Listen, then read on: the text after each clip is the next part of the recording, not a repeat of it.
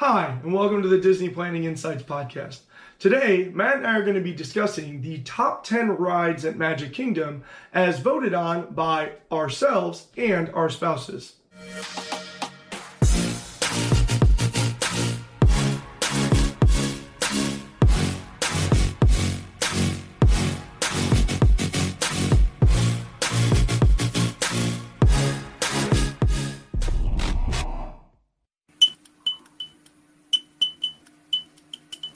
So today we're going to be talking about the top 10 rides at Magic Kingdom and also discussing a little bit how they got onto that list. So Matt, at number 10 we have the People Mover.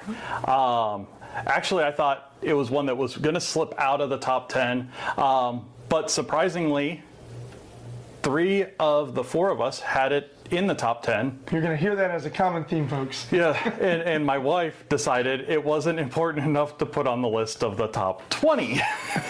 So, Shannon, you really ruined the People Mover. You did the People Mover wrong. It could have been a lot higher. But the People Mover, great ride. Definitely really cool views of the Magic Kingdom. Gives you some time in some different areas of the park that you really don't get to see. You get to go inside of Space Mountain, you get to go inside of the top of where Monsters, Inc. Laugh Floor is. Get some good, facts about some of the rides in the area, including the Carousel of Progress, Monsters, Inc. Laugh Floor, Space Mountain, and just, it's a good view of the construction of Tron right now as well. If you see a lot of the photos that are coming out from some of the bloggers and even us, we're taking them from the People Mover because it's the best place to get that vantage point. So really cool and glad that it made the top 10. So let's move on to number 9. And number 9 is going to be? It is a classic. Number 9 is going to be Carousel of Progress, which again, I'm glad that it made this list because there's so many lists out, or there's so many rides and attractions at Magic Kingdom. And for Carousel of Progress to get on there, I really like it. And it was kind of unanimous across all of us with really not a huge disparity. We all kind of agreed it was right around this area with the rankings being 7, 9, and 11, right there saying, okay, it kind of belongs in this top 10 list. No outliers or anything else like that. In Carousel of Progress, you sit down and you enjoy watching the story of basically the advent and continuation of technology as it bettered people's lives, working its way through various decades. And it's always told by the same individual sitting there right in the middle of the stage with his good old friend Rover, right? Is the name of the dog? Yeah. And what's great is as you transition from scene to scene, the whole theater just kind of rotates, and so your whole seats kind of rotate to the next scene over. And it's always accompanied by a very, very classic, nostalgic song. There's a great big beautiful tomorrow shining at the end of every day. So fantastic ride. I always think when we go to Magic Kingdom, if we go through a whole trip and don't go on Carousel of Progress, I just sort of feel like the trip was missing something. So I was glad to see it made it to our list today. Yeah. So heading down to number 8, we have? Number 8 is Peter Pan's Flight, which another classic Disney attraction. Really helped in our rankings by Shannon's ranking of number 3 on her list. Her list was something to see. No, I mean, we all, the other 3 of us had it like 11, 12, 13, which with the ranking system probably would have made its way in there. But yeah. Definitely cracked it into the top 10. There's nothing wrong with a nostalgic favorite making it into the top 10. Nostalgic favorite, and you get to board your pirate ship, fly through the scenes from Peter Pan. Like I said, great nostalgic Disney ride, and don't miss out on the standby line. There are some really cool aspects of the standby line, some interactive things, some things for the kids, and look for Tinkerbell messing around throughout the standby line. So really neat that they've added some technology into that ride without changing the ride itself. So yeah, the Darling's bedroom is a really fun time with Tinkerbell for sure. Yeah, so moving on, let's go to number 7. Okay, number 7 slid down the rankings a little bit. Could arguably have been in probably 5th or 6th, but again, a certain reviewer of the Magic Kingdom rides left it completely off the list. So coming in at number 7 is Haunted Mansion. Another one of those early on attractions that have been there for a really long time. Haunted Mansion, you get to board a Doom buggy and work your way through the manor of 999 happy haunts. It is a great ride despite it being quite macabre. So if maybe you have some really, really little youngsters, skipping Haunted Mansion might not be a bad call. But my kids enjoy it and my daughters enjoyed it. But I do remember when she was like, 2, 3 years old, it was a little off-putting for her. Yeah. And now that she's a little bit older, she enjoys it. Graveyard Scene has a couple of things that pop up and kind of spook you a little bit, but something that's been there from the very beginning and is just sort of that timeless classic. A lot of the rides on this list seem to fit into that timeless classic category. Yeah. They're adding in new things, but you just can't beat the old in many ways. So after Haunted Mansion, we start to slide down, and of course, we find something that we would expect on the top 10. Oh yeah, and at number 6, we're going to find Space Mountain. Space Mountain, just great thrill ride. One of the things that came out in our Magic Kingdom favorite things is Allie made a great point that she loves that it's a dark roller coaster because you get on it, and every time, no matter how many times you're on it, you forget about a turn or you forget about a little hill or a dip or something like that, and it gives that thrill time and time again. Like a normal outdoor roller coaster, you start setting up for different elements, and Space Mountain you don't get to because you just don't know what the track does unless you've ridden it a bunch with the lights on, and there aren't many people that have. Well, let's talk also about just the theming of Space Mountain. The fact that at Halloween they make it pitch black, they take out even the emergency lights and throw in just basically some hard rock music in there.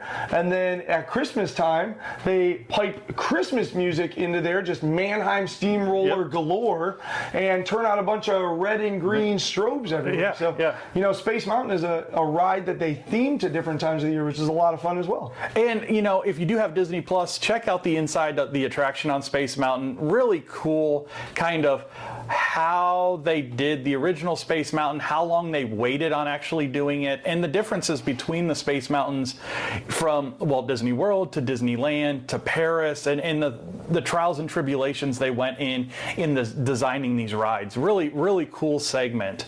So, again, moving up the list, where are we at with number 5? Okay, so we're heading into our top 5, and for our 5th attraction, we again have an opening day attraction, and our number 5 ride is Jungle Cruise. A lot of people overlook Jungle Cruise, but all of us across the board, this was one thing that was just sort of no discrepancies going on, no big outliers by one specific individual. It was just... Sorry, Shannon. It was right across the board. Everybody agreed that Jungle Cruise is a really quality attraction. You get to board a boat, the skippers. Here's the reason why Jungle Cruise is amazing. It's the skippers. Let's make no ifs, ands, or buts about it, because the machinery or the animatronics are outdated. They're really not all that showy or exciting. The scenery is beautiful. It's wonderful. The Imagineers did a great job theming the ride out. But that theming was done, 40, 50 years ago. Oh, yeah. Now, they're facelifting it a little bit right now and putting some new things in, but it's still, they're leaving that old feel. The ride was made 50 years ago.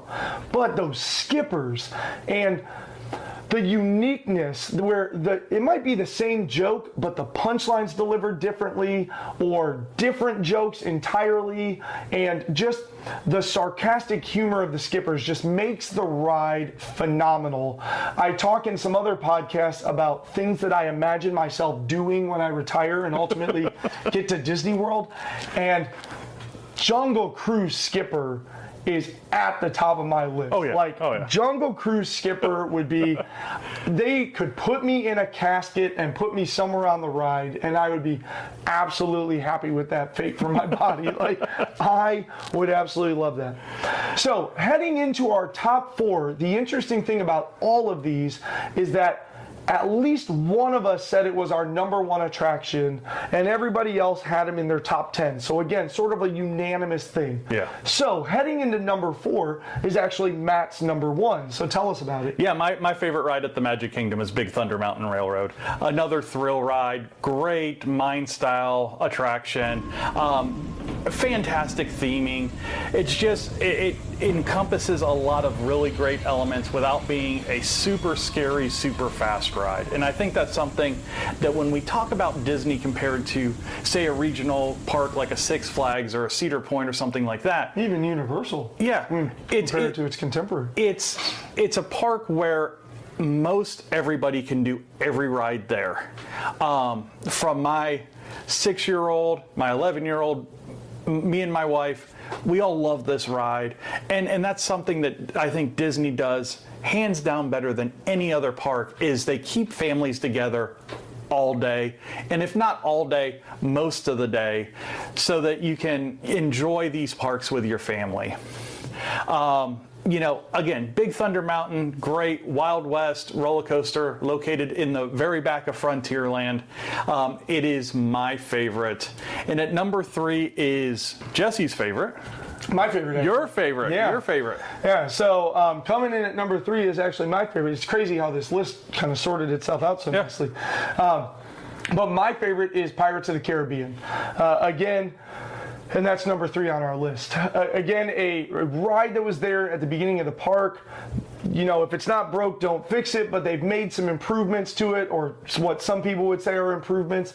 But what I really love about Pirates of the Caribbean is I really enjoy the Pirates of the Caribbean movie franchise. And so over the last decade or so, 5-6 years, they've added that pirate ship that's laying siege to the fort is now Barbossa, and he's asking for Jack Sparrow to come out. And then as you head into the port town, you find Jack Sparrow kind of Easter egged into all of the different scenes as he's sitting there hearing about a map and being looked for by people. And then he's overlooking this guy that's got the key to the treasure chest. And then towards the very, very end, you come around and Jack Sparrow's sitting inside of the treasure room and singing the timeless classic of Pirate's Life for Me. And there's just, I really like rides that sort of have a trigger in my mind. So when I think of Pirates of the Caribbean, I think of the Caribbean sort of like coconut tropical smell you get when you come into the port town, just hits you right in the face. And then in a couple scenes later, the village, this port town, is now under siege and burning, and you come around that turn and the sulfur just kind of like hits you in the face. And so I love the rides that when I think of them, I get more than just a memory. It's almost like I get it, like an experience comes back to me. I go, oh yeah, that smell that happens when you... So Pirates of the Caribbean, my favorite ride, and checks in at number 3 on our list. Now, number 2 on our list is actually my wife's favorite. So number 2 on the list is? Number 2 and number 1 are actually relatively newer rides when it comes to Walt Disney World. And number 2 is Splash Mountain. Splash Mountain, classic log flume ride with Disney animatronics everywhere.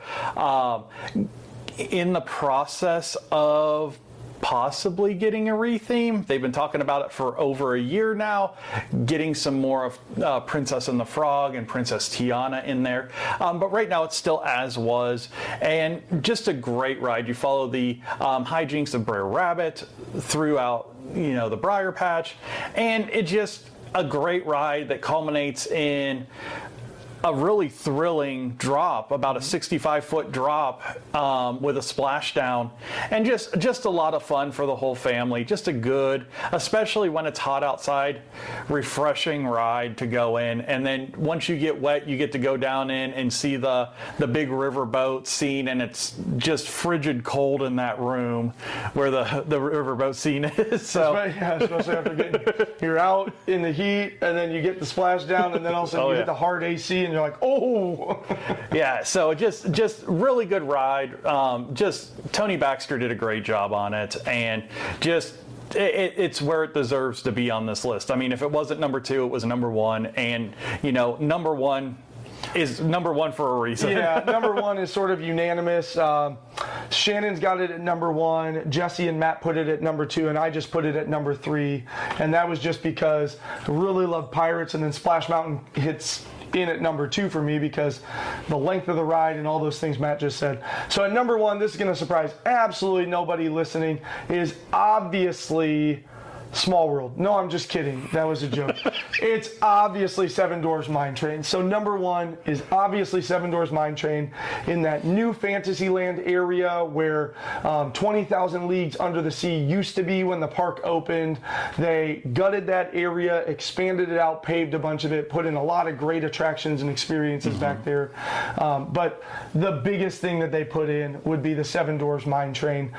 The mine train is just so much fun from the moment you leave. The cars pitch and sway back and forth in this mine coaster. You hit the middle area of the ride where you come into the mine, and it's just sparkling, gleaming with all these gems everywhere. The animatronics on the dwarves are just astounding. Do another lift hill, some more thrills, and you culminate with the dancing scene of Snow White dancing with the dwarves in their cottage that night before all the stuff goes down in the movie. And sure enough, if you really pay attention to that scene as you're just about to come into the station, you crane your neck back to the right, you'll find the evil queen transformed into the witch, the old woman. Yeah, the old hag. That's what it is, the old hag. Yeah. So you'll see her kind of standing by the door listening in to find that Snow White's at the cottage. So no surprise there for the top 10. Now, I made the joke about Small World, and that's because there were 4 other rides that in our ranking system were like that close to People Mover, and so we'll give those ones honorable mention and just discuss them here really quickly. So we've got, I'm going to list them, and then give us your thoughts about it. So we've got Small World, which actually for Shannon and Jesse were number 5. And then Matt threw it in towards the end, and then I didn't rank it because I can't stand the thing. So both of the girls really, really love Small World, and so that's why I made the joke of it being at number 1, because both of our wives put it at number 5 on their list. So Small World ride, all the dolls, and yeah, it's a classic for sure. If I go on it, boy, it better be towards the end, because I don't want that stinking thing stuck in my head the rest of the day. But it's also something that if you're a first-time visitor, you got to go on. You have to do it. Yeah. You have to do it. Yeah. What's our next honorable mention? So our next one is Winnie the Pooh. The Many Adventures of Winnie the Pooh in Fantasyland, right across from Seven Dwarfs Mine Train, is a great family ride. Took the place of Mr. Toad's Wild Ride and gives you some cool little elements within that ride where you're bouncing with Tigger, you're floating through a scene that's flooded, just some really cool ride elements, and it's a great pivot off of Seven Dwarfs Mine Train. If Seven Dwarfs has a huge wait time, you can normally get on Winnie the Pooh half hour, 45 minutes, and it's well worth that if you haven't ridden it before, or if you're just looking for something to kind of get out of the sun and get into some shade. Just a really nice little ride, great for little kids and that kind of stuff. Get in your honey pot and just kind of bounce around with Pooh. Yeah, I enjoyed it a lot. Yeah. So I mean, you were the one that ranked it so low that knocked it out. I'm sorry. We were 10, 11, and 6, so it probably would have snuck out People Mover. Yeah. Knocked it down a bit. No, it doesn't. It doesn't crack that high. It's a good one. It's a good one. It's because my other honorable mention one that didn't make the list. But what is the third honorable mention one? The third honorable mention on our list is going to be Buzz Lightyear Space Ranger Spin. all of us, you know, the highest ranking was 10, but most of us had it kind of in that just outside the top 10 range. So on the plus side, so Buzz Lightyear Space Ranger Spin is kind of a dark ride, but it's a shooter. So you have a little gun, it's got a little laser, you're in a little car that pivots, and you know, you just kind of shoot little targets and you watch your score pile up. So the biggest draw to this ride for me is getting the 999,999 where the scoreboard peaks out. Yeah, and you just need to know the right targets. You do, yeah. So behind the alien in the first room, or behind the robot in the first room, and the bottom of Zurg's ship, and on top of the volcano, just, you know, in case you want to go for it next time. Yeah, get the pin. Yeah, you really do. You need to hit basically 10 targets, and a couple of them are spaced out there. And but that's the biggest draw to it is if you do that, you go out into the gift shop and show them a screenshot of your 99999, and they give you a little pin that says "I'm a galactic hero." Yeah. So it's a good time.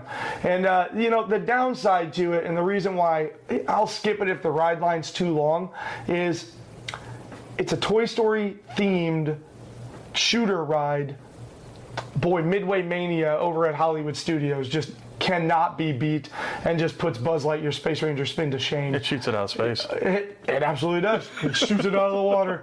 So, you know, if I skip this, it's fine because I know Midway Mania is absolutely going to be part of my day at Hollywood Studios, probably 2 or even maybe even 3 times. Oh yeah. So don't necessarily get there.